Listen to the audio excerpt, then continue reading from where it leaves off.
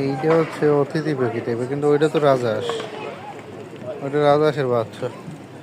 বাংলাদেশে